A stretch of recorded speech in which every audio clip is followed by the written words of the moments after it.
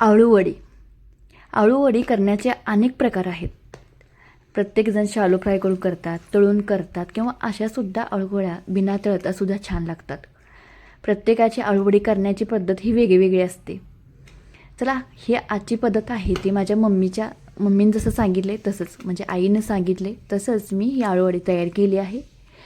तर ही पानं आणली आहेत आमच्या पुतणीच्या सासूबाईने. त्यांची शेती आहे, शेतीतून रानातून हे आळूची पानं आणली आहेत. आणि म्हटलं जातं ना, आळूवडी ज्या ज्या पदार्थांची ना, आळूवडी असू दे, बेसनाची वडी असू दे, म्हणजे तिखट बेसनाची वडी असू दे, फोडीव झुणका असू दे, धपाटा असू दे, असे पदार्थ ना खूप असे कशा पद्धतीने केले तरीसुद्धा ना छान चवीला लागतात.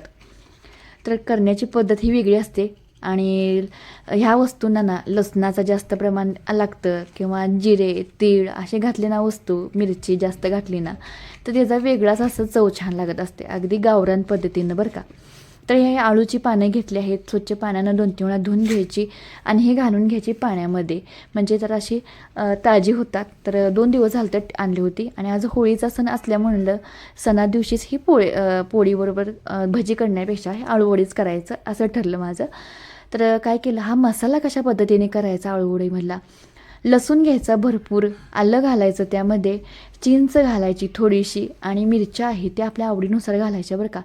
तिखट किती पाहिजे तसं. तर तुम्हाला मिरच्या आवडत नसतील तर तुम्ही ह्याच्यामध्ये ना आपले कांदा लसूण मसाला चटणी आहे ना ते घातलं तरीसुद्धा चालतं. ह्यामध्ये पीठ आहे ना जास्त घ्यायचं नाही, अगदी आतली लेयर आहे ती पातळ अशी लागली पाहिजे, त्यामुळे तुम्ही पिठाचं प्रमाण थोडंसं घेतलं आहे. दरवेळेला भरपूर असं लेयर लावून मी पीठ लावत होते आणि एकदम जाडसर अशा ह्या आळूवड्या तयार व्हायच्या. तर मी बाहेर वगैरे कुठं खाल्ले की मी म्हणायचे असं पीठ पातळ किती छान क्रंची अशा आळूवड्या लागतात, छान लागतात, हे कशा करत असतील. तर माझ्या आईला विचारलं की पातळ पीठ करायचं आणि एकदम पसरवून पुसट असं लावायचं, म्हणजे ना पीठ आहे ते पसरले की त्याची साईज पण छोटे होते आणि तळल्या की एकदम कुरकुरीत लागतात. तर बाकीचे मसाले बघा ह्यामध्ये घातले आहेत, कसुरी मेथी घातले, आपलं लाल काश्मीरची पावडर घातले, तीळ भरपूर घातलं आहे, मीठ घालायचं, ओवा कुसकुसून घालायचा हाताने. आणि हे आहे जे तुम्हाला सांगितलं होतं लसूण आलं आणि मिरची. तर कोथिंबीरसुद्धा त्यामध्येच मी घातली होती बारीक करून, कारण की वरून घातले की रेगा वगैरे होतील म्हणून घातलं नाही, वरून घातलं तरीसुद्धा चालते, मी बारीक करूनच घातलं आहे. तर ह्यामध्ये साहित्य घातलं आहे बघा मी, त्यामध्ये जिरं धन पावडर घातले आहे आणि सर्व साहित्य छान असं मिक्स करून घ्यायचं. आणि कोणते मसाले तुम्हाला आवडत असतील ते सुद्धा मसाले तुम्ही ॲड केले तरीसुद्धा चालतं. चवीसाठी आपण काही घातलं तरी चालतं ह्यामध्ये मसाले. तर हे सगळं आहे ते छान असं फेटून घ्यायचं, अगदी आपण उडदाचं पीठ बारीक केल्यानंतर फेटून घेतो ना त्याच पद्धतीने हे फेटून घ्यायचं. हे जे आपण हे मागचं ते काट वगैरे काढून घेतलं आहे, त्यामुळं ना घशात वगैरे गवगवणं वगैरे होतं ना, तर ह्यामुळेच होतं. तर हे दाखवलं नाही तुम्हाला, ते सुरीनं वगैरे काट काढून घ्यायचे आणि एकदम हे सगळे मिश्रण आहे ते हाताच्या साह्यानं थोडंसं पीठ पातळ केलं ना हळूहळू सगळीकडे पसरलं जातं आणि पातळसुद्धा लागलं जातं. त्यामुळे पीठ करताना थोडंसं पातळ करा, म्हणजे लागलं जातं. आणि ह्यामुळं काय होतं, लेअर पण छोटी होते आणि ह्यामध्ये सोडा वगैरे घालायचा नाही, त्यामुळे काय होतं पीठ सुटतं नंतर. आणि जेव्हा आपण तेलामध्ये तळतो, शालो फ्राय करणार असाल तरीसुद्धा वडी ही तुटण्याची शक्यता असते, त्यामुळे सोडा घालू नका असा, म्हणजे खुसखुशीत व्हायसाठी आपण खाई घालायची गरज नाही. तळलं की एकदम छान आतून क्रंची वगैरे लागते. तर एकावर एक पान घातले, घालायची पद्धत बघा उलट्या साईडला घातलं आहे, म्हणजे जे रोल करतो त्यामुळं रोल आहे तो व्यवस्थित होतो. तर एकावर एक घालण्यापेक्षा असं उलटं इकडे आणि तिकडे तोंड करून घाला आणि पालतं करूनच हे पानाला पीठ लावलं जातं.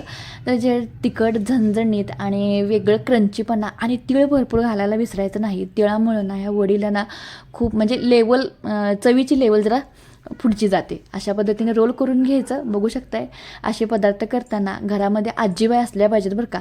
आणि मिक्सरला बारीक करताना आमसूलचा तुकडा किंवा चिंचचा तुकडा घालायला विसरू नका, त्यामुळं चव जरा वेगळी पडते बरं का, छान लागते त्यामुळं.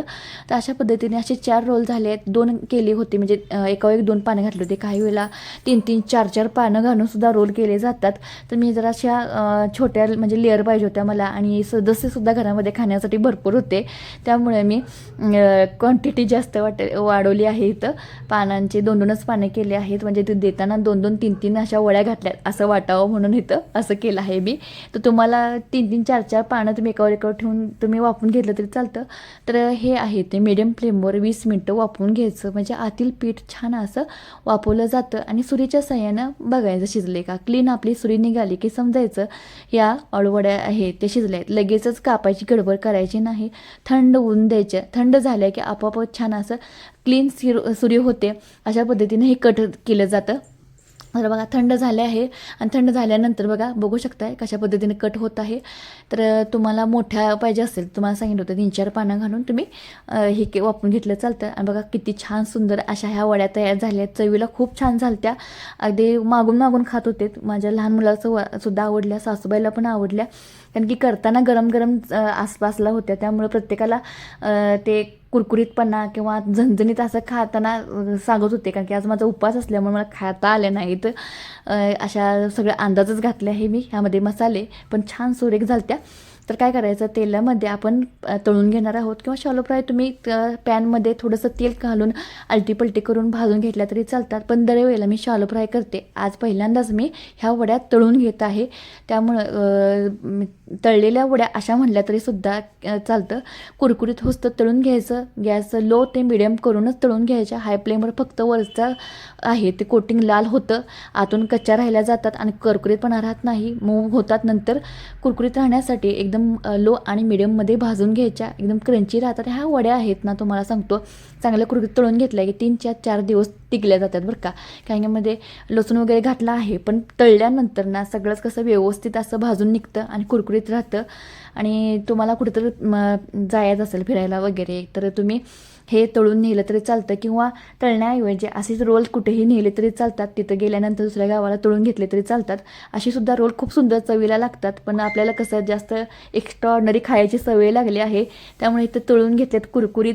आणि बघू शकता किती सुंदर दिसत आहेत, लालसर कलर. आणि बघण्यावरनं तुम्हाला कळालं असेल किती छान चवीला लागलं असेल.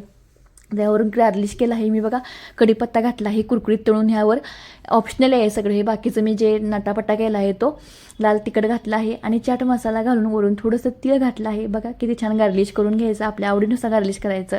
कांद्याची पात वगैरे वगैरे असं जसं आपली चव आहे तितक्या व्हरायटी आहे तिथं, काहीही करू शकता आपण. सगळं मिक्स करून घ्यायचं. चाट मसाला, लाल तिखट आणि तीळ, कढीपत्ता हे ऑप्शनल आहे. सगळं मिक्स करून घ्यायचं. खूप सुरेख छान लागतं चवीला, आणि खाऊन फक्त म्हणायचं भारीच की ओ.